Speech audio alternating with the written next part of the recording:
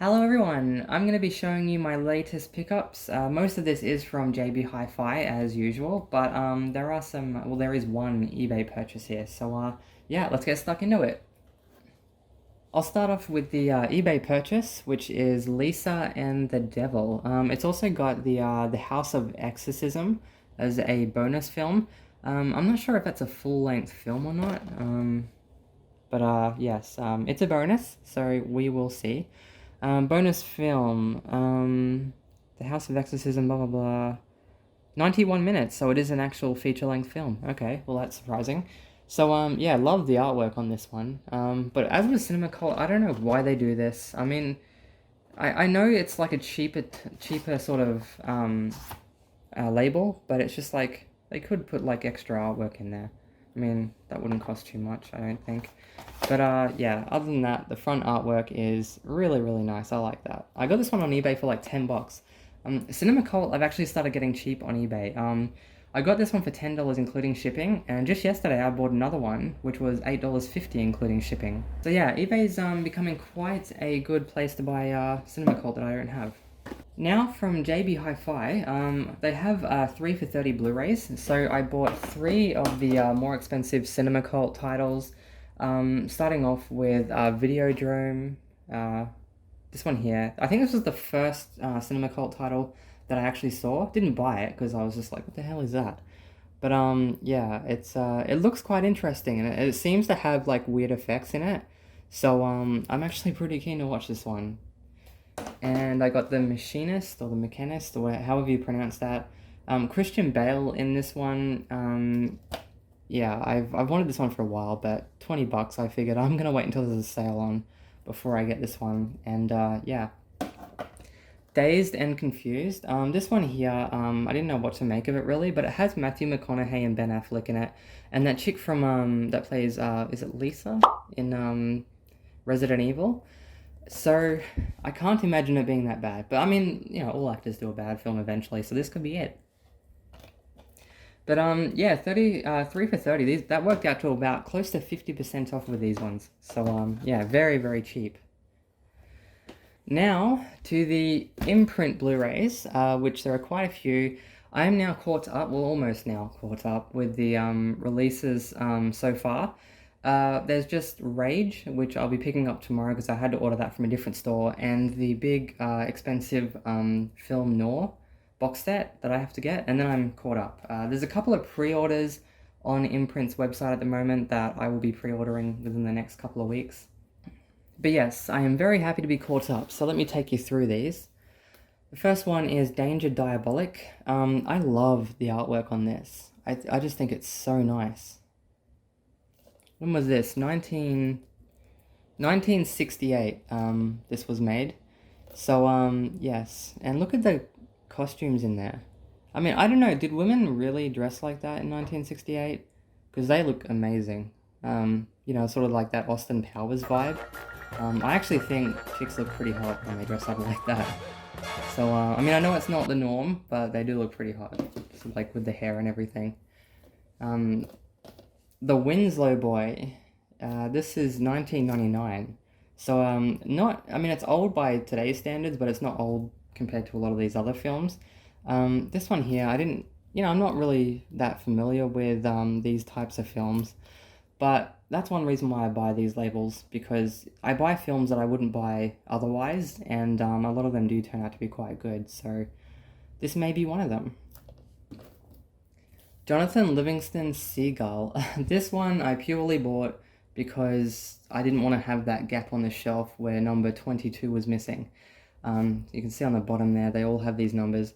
I mean, that's actually a smart marketing move, because the amount of people that would have bought some of these films just because they're numbered, it's actually pretty smart. So this one here, R2My D2, Ryan from that channel, he did a review on this, and I'll link it down below so you can check that out.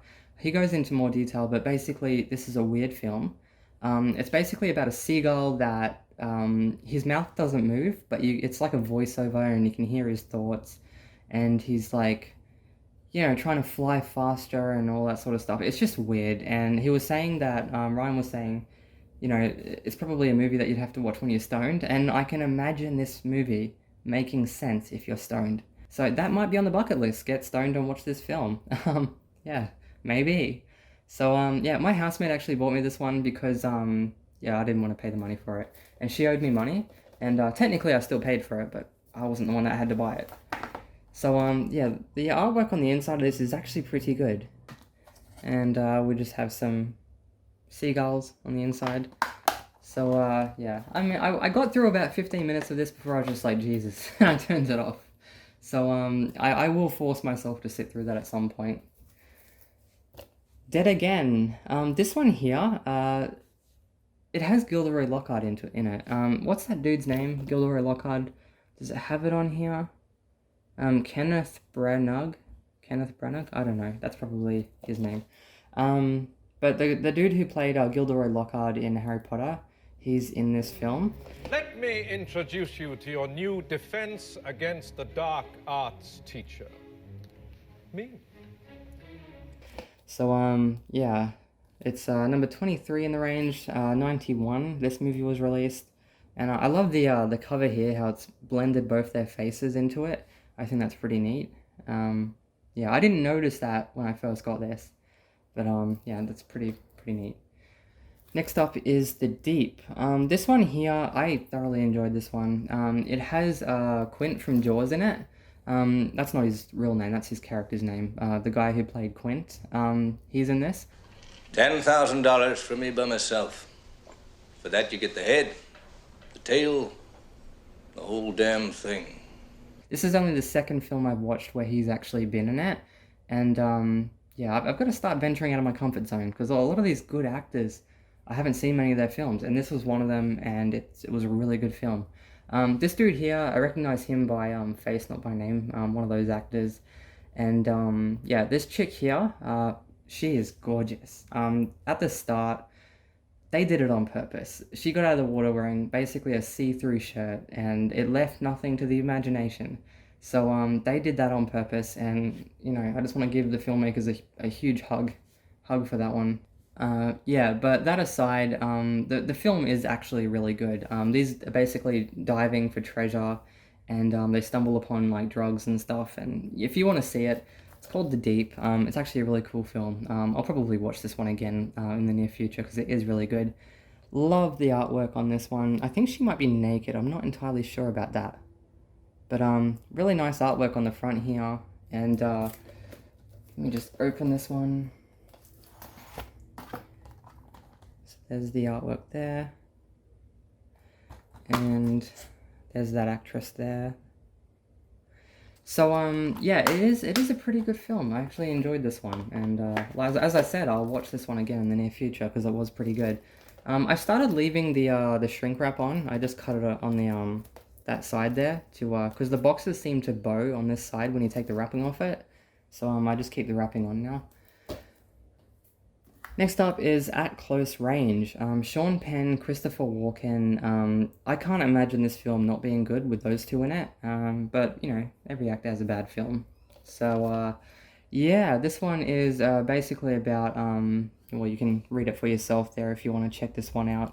1986 this film was released, and it's number 25 in the range. So, yeah, I'll probably put that one on tonight, actually. Year of the Dragon.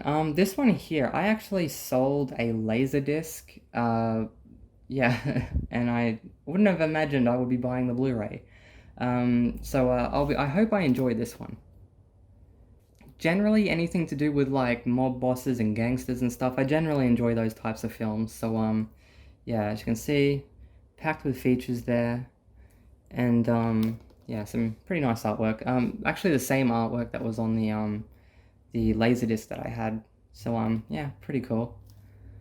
1985. Okay, so this one's a little bit older, but not as old as A Place in the Sun with Elizabeth Taylor.